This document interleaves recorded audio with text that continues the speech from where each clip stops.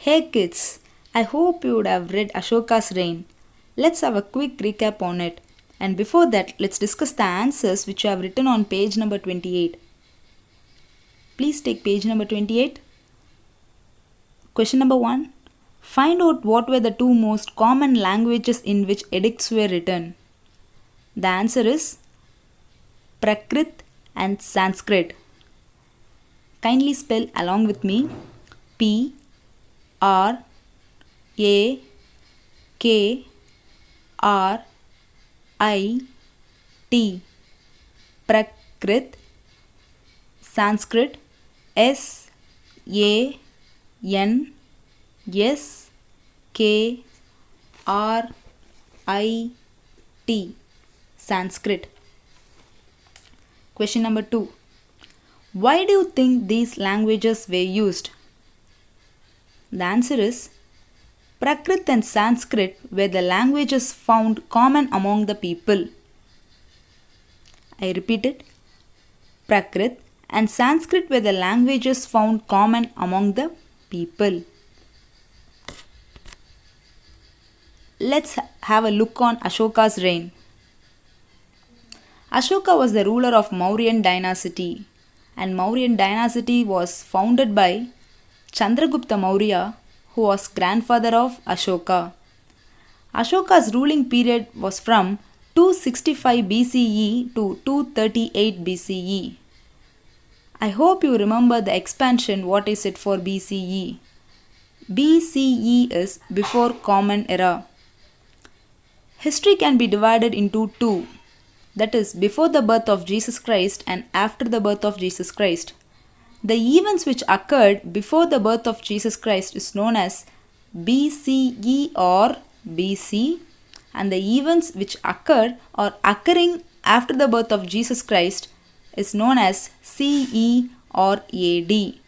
CE is Common Era or AD is Anno Domini. Okay, now let's come back to Ashoka. Ashoka's capital was at Pataliputra, which is the present day Patna. It is in Bihar state. Ashoka was considered the cruel and greedy individual until the cause of Kalinga War. Do you remember the incident of Kalinga War? Yes, it was a cruel among all times. So many people lost their lives and so many of them were found bloodshedding. So seeing all this, Ashoka realized and he got a vision that he should not do this. So he started following Buddhism, which is about peace and non-violence.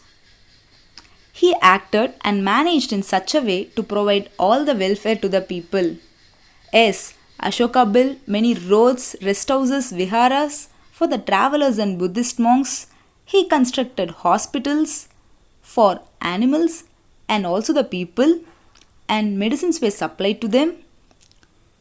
He dug well and water facilities were provided to the people. So, people lived very happily during his period. The city was in a prosperous state.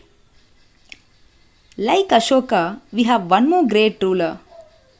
Let's know little more about him. That is Legend of India, Akbar. Akbar the Great, he belongs to Muslim religion. His ancestors and successors are collectively called as Mughals.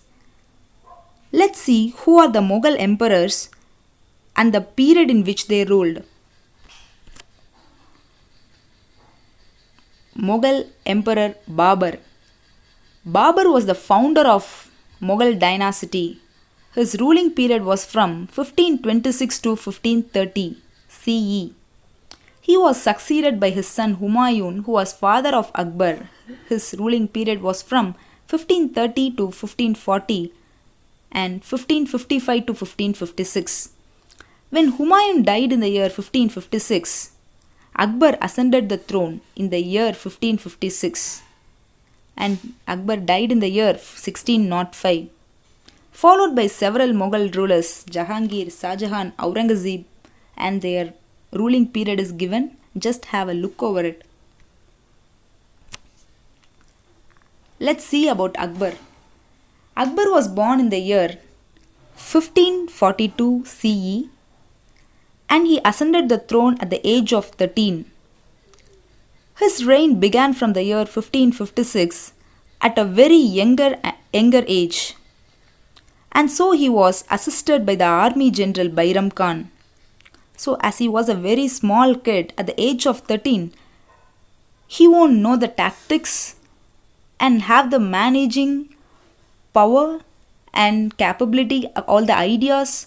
So, Akbar was assisted by the trusted men in his army who was Bairam Khan.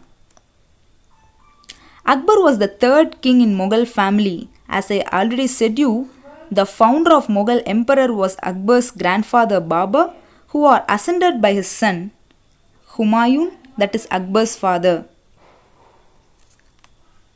Let's see about the conquests of Akbar.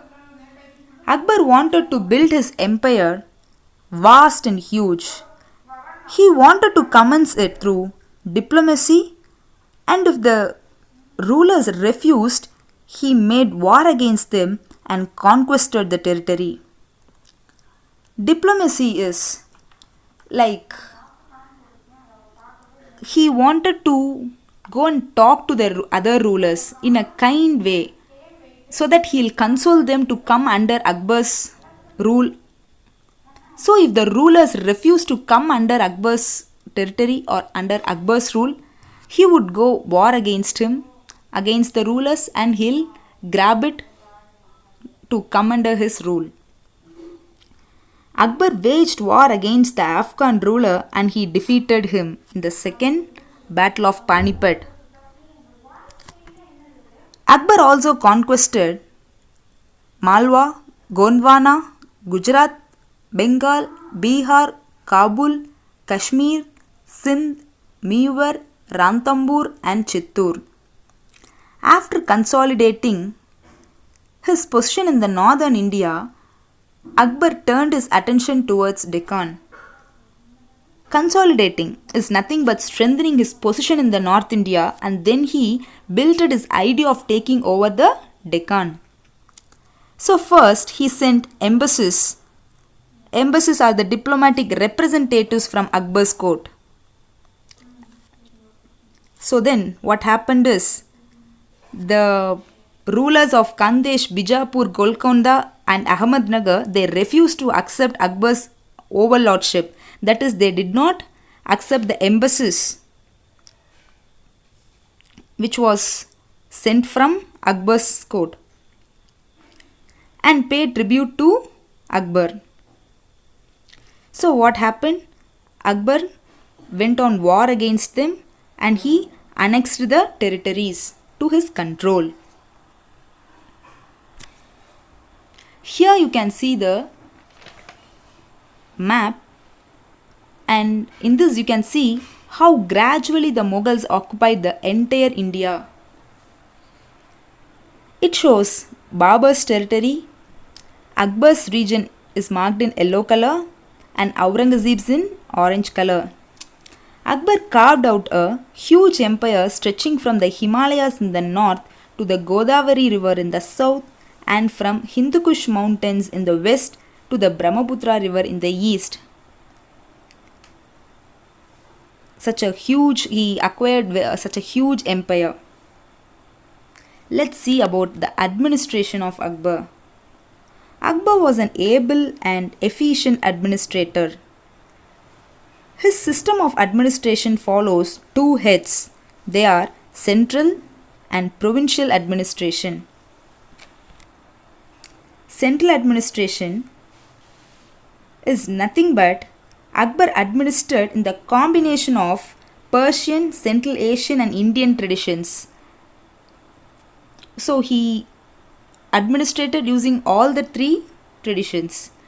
He gave Persian as the official language to the entire Mughal India to have a uniform administrative system, and coinage and common systems of weights and measures were also done by Akbar. Akbar's courtman Abul Fazl has mentioned its working and also other details in his book Ain-i-Akbari.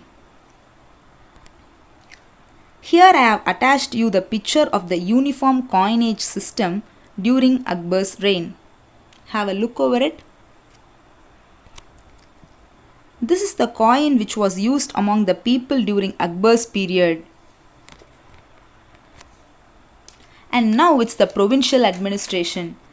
As I said, Akbar was an able administrator. He divided his kingdom into smaller parts for efficient ruling and administrating it.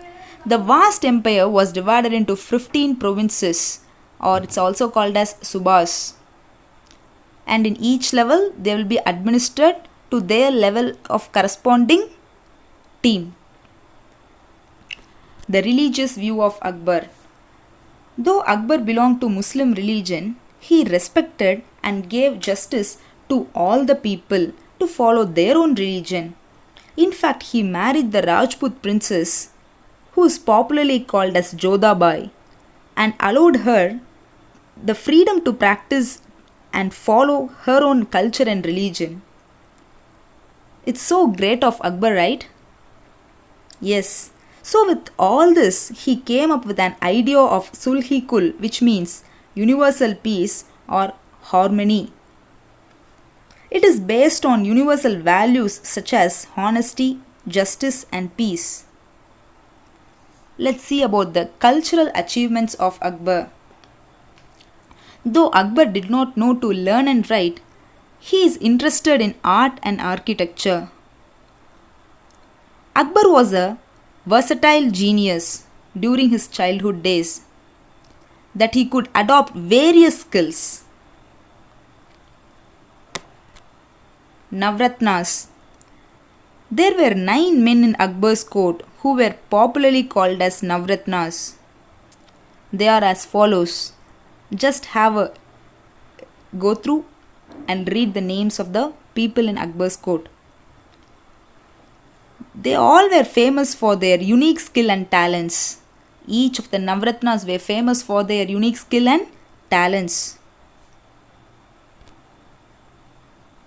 As I already said, Akbar was a patron towards art, architecture and literature. He built several palaces, forts in Agra and number of buildings, which also includes the Fatehpur Sikri, which is said to be the greatest architectural achievement. You can see the big city, the Fatehpur Sikri, which is in Agra. Here I have attached you few pictures which shows his interest on art, architecture and literature. First comes the palace, Jodhabai Palace, Birbal Palace, Juma Masjid, which is in Delhi. Here it's the paintings during Mughal time. This is the Mughal literature, Ain-i-Akbari, which was wrote by Akbar's courtman Abul Fazl.